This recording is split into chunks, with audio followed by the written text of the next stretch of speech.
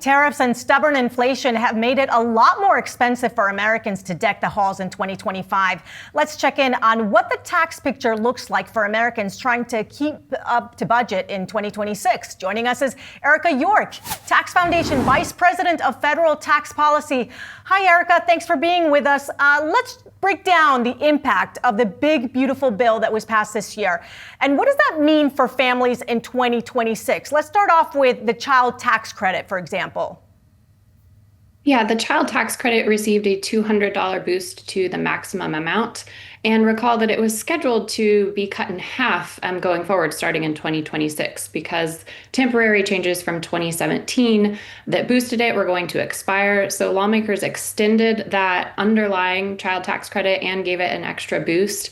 And they made that change effective for 2025. So when parents go to file their taxes here in early 2026, when the filing season opens, they'll get that boost on the tax return that they file for 2025.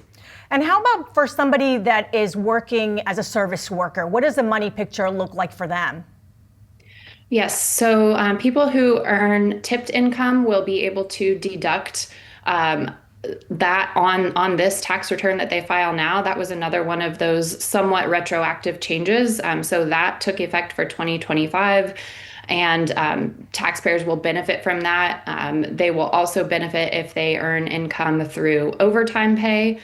Both of those will be active when people file their tax returns. And so they can expect to see a larger tax refund or even a smaller tax liability due if they have those types of income. And what about seniors? Are they seeing a tax benefit for 2026? Yes, there is a new $6,000 deduction per senior.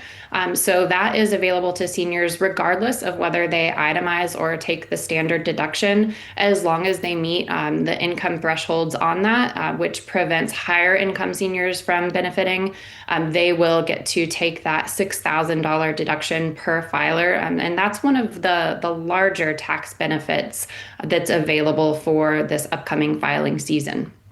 And Erica, we just got lighter consumer confidence figures for December, and a significant part of that has to do with the effects of tariffs. What's your calculus on how much tariffs are costing households? We have estimated that this year in 2025, per U.S. household on average, the tariffs amount to about an $1,100 burden. And that's true whether the tariffs show up in final consumer prices or whether they remain a hidden tax on the economy.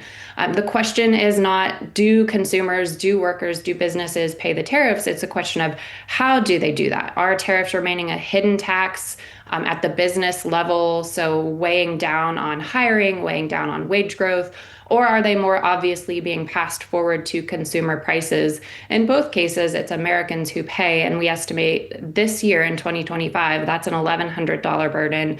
It grows to about $1,400 next year if the tariffs remain in effect for the full calendar year. So there's been some tariff exemptions this year, but your research says not so on holiday decorations, specifically Christmas ornaments and lights. So we're looking at a graphic right now. We want to show you this graphic that customs duties on Christmas lights alone have risen to $45 million this year. Erica, this is supposed to be, a happy time of the year. How is this, do you think, weighing on people's household finances? The fact that their lights, their Christmas trees, their ornaments are costing more.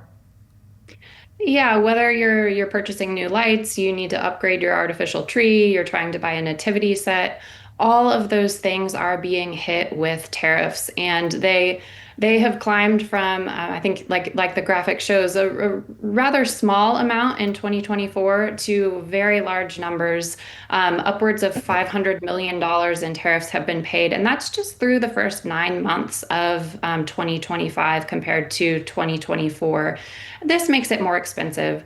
Whether it's a business that's trying to sell these goods to consumers and it faces higher prices, maybe it can't hire as many seasonal workers because costs have gone up just to stock the shelves, or whether that shows up in the sticker price that we pay, it makes things less affordable, which means we purchase less, which means ultimately we're having a lower standard of living because of this higher cost that's applied to what has no real rationale to have tariffs in the first place. These aren't goods related to national security. These aren't goods related to national emergencies. They're holiday items, and they cost more because of the trade war. What about the toy picture? Because I will tell you, I went to the store looking for Santa presents for my daughter. They're pricey. Yeah, toys are one of the things that have had tariffs applied. They do not have an exemption. And I think this is interesting because in Trump's first term, they were also considering putting tariffs on a host of consumer goods, including toys and board games. And at that time, the president decided to delay imposing those tariffs ahead of the holiday season because he didn't want consumers to have to pay more to put Christmas presents under the tree. This year, I guess that is not the case, and we are paying more. Toys, board games. My kids wanted scooters this year. All of those things have tariffs applied, which is going to make them more costly. So between the new tax rules and a potential tariff rebate next year, that's being talked about a lot. Will those two elements, so to speak, be enough to offset higher costs for households next year? A tariff rebate and the tax savings? So I think a tariff rebate is not really on the table. The president and his administration have spoken a lot about this, but to actually, implement a new rebate policy to send checks out to people would require an act of Congress, and I don't think that's high on the priority list for Congress.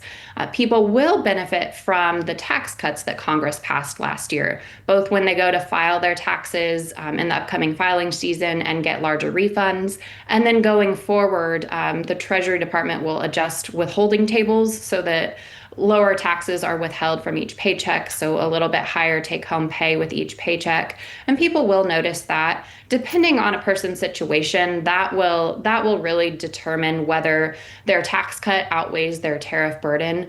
But the tax cuts in aggregate do add up to a lot larger revenue impact than the tariff hikes have. So it makes sense for most people that they'll come out ahead when you weigh the combination of tax cuts and tariffs.